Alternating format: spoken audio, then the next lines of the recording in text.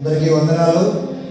ప్రేమన్న దేవుని బిడ్డలారా, ఈ బ్యాలెట్ను కొంచెం మీరు వినాలని మనం చేస్తున్నాను.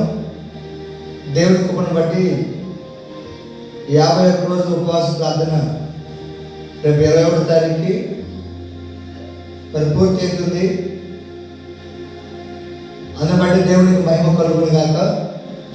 రెండవది సెమీ క్రిస్మస్ కూడా చేయాలని మరి ప్రతి సంవత్సరం చేస్తున్నాం. ఈ సంవత్సరం కూడా చేయాలని ఆలోచన కలిగి ఉన్నా. అలాగనే ఆ రోజు నా పుట్టినరోజు. నేను పుట్టడమే కాదు, నేను యేసు ప్రభువుని నమ్ముకున్న రోజు. ఈ 3 కార్యాలు ఒకరోజు దేవుడు జరిగించాలని నిశ్చయించాడు. కాబట్టి ప్రతి సంవత్సరము డిసెంబర్ 22వ తారీఖు ఉపవాస ప్రార్థన లాస్ట్ రోజని మరి ప్రతి సంవత్సరం చేస్తున్నాం. ఈ సంవత్సరం కూడా దేవుని కృపను బట్టి 51 రోజులు పూర్తి అవుతుంది. ప్రతి రోజు మీ కొరకు మేము ప్రార్థించాము.